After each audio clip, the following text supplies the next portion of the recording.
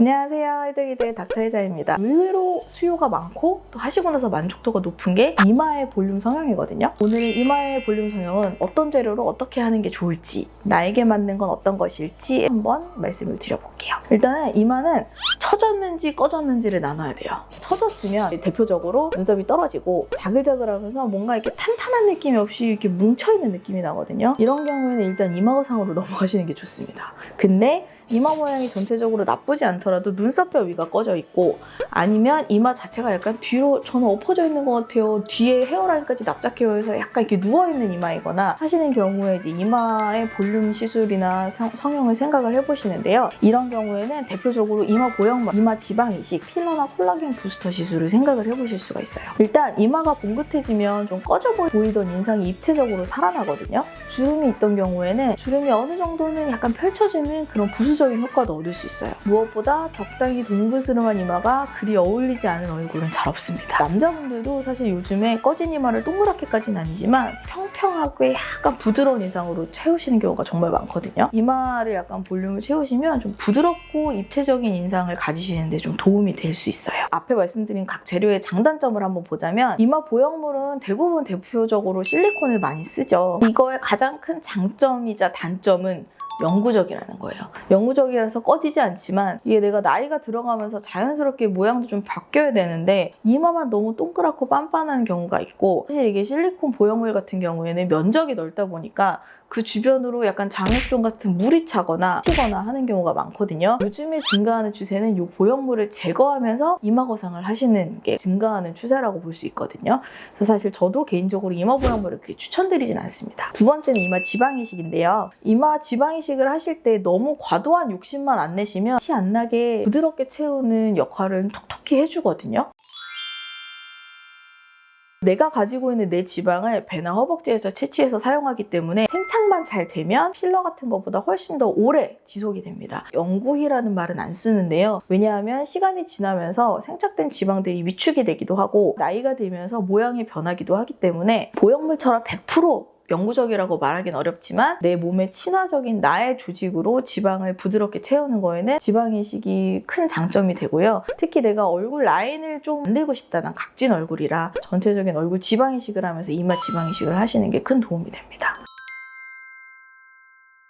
마지막으로 필러인데요. 저는 요거를 히알루론산 필러, 엘란세 같은 녹지 않은 콜라겐 부스터를 이제 두 개로 나눠서 시술을 하는데, 요것들은 이제 앞서 말씀드린 수술과는 달리 째거나 뭐 수면 마취를 하거나 이런 과정이 없기 때문에 회복 과정이 훨씬 빠르죠. 히알루론산 필러는 사실 이제 흡수가 된다고 보통 알고 계시는데요. 영구적이진 않기 때문에 시간이 지나서 꺼지는 부위가 생기면 그 부분을 재시술을 하는 게 가능하거든요. 그리고 또 이마 전체의 볼륨을 주려고 하면 생각했던 것보다 많은 양이 필요하다고 느껴지실 수가 있어요. 전체적으로 동그스름하게 채우려고 하면 전 기본적으로 3-4cc 이상은 필요하다고 보는데요. 특히 여기 이마가 꺼진 양도 관련이 있는데 이마가 넓을수록 많이 필요해요. 왜냐하면 필러를 여기가 꺼졌다고 해서 여기만 빵빵 이렇게 빵떡처럼 넣지 않고 전체적으로 이걸 고르게 펼쳐줘야 되기 때문에 이마가 넓을수록 용량이 많이 필요하거든요. 장점이라고 하면 시술하기에 간편하고 리터치도 사실 쉽고, 지방 이식이나 이런 거보다. 그리고 다양한 입자의 필러들이 존재하기 때문에 필러로 볼륨을 증대시키기도 하지만 이런 잔주름, 고민되실 때 주름 필러 같은 걸 같이 해보실 수 있다는 그런 장점도 있어요. 다양한 층의 다양한 제품을 사용해서 여러 가지 효과를 볼 수 있다가 이제 이마 필러의 장점이고,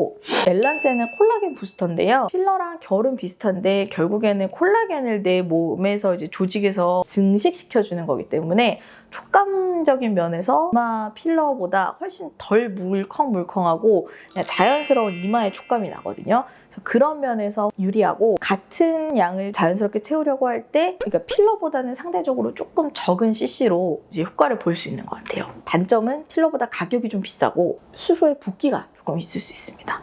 그러면 이 많은 재료들 중에 내가 이마를 봉긋하게 만들기 위해서 어떤 걸 사용해야 할까? 정답은 없거든요. 이마 모양에 따라서 내가 원하는 바에 따라서 다양하게 적용을 해볼 수 있는데, 팁을 드리자면 채웠을 때 내 이마 모양에 대해서 확신이 없다, 이마 한 부위만 할 거다, 또 나중에 이마 거상 같은 수술 할 예정이 있다 라고 하시면 필러를 사용하세요. 녹일 수가 있다는 장점이 있거든요. 그래서 시술하기에도 간편하고 추후에 주사 시술로 녹여볼 수 있기 때문에 이런 경우에는 필러가 훨씬 더 유리하고요. 내가 얼굴에 살이 없어서 얼굴 전체 라인을 교정을 하고 싶은데 그러면서 이마도 올리고 싶다 하면 막 10cc 이상의 풀페이스 필러보다는 자가지방 이식을 추천을 드립니다. 근데 이런 경우가 있어요. 나 자가지방 이식 옛날에 해봤는데 생착률이 형편이 없었어요. 원장님 하나도 안 남았어요. 이런 경우에는 필러나 콜라겐 부스터를 선택하시는 게 오히려 이득이실 수도 있어요. 다만 이제 눈이랑 눈썹 자위가 여기가 좁고 무거운 경우에는 이마의 과도한 볼륨이 여기를 더 내리 누르면서 더 무겁게 보이게 할 수가 있거든요. 이런 경우에는 이마 거상을 고려하시거나 정말 가벼운 느낌으로 최소한만 채우시는 걸 추천드립니다. 이제 이마 볼륨을 개선시킬 수 있는 시술이랑 수술에 대해서 말씀드렸는데요. 100% 나쁜 수술, 100% 좋은 시술 이런 게 따로 없기 때문에 의료진이랑 충분한 상담을 받으시고 나에게 맞는 시술 방법을 선택하신다면 그게 바로 100% 좋은 수술이나 시술이 될 거라고 생각합니다. 오늘의 영상이 도움이 되셨다면 구독과 좋아요를 눌러주세요.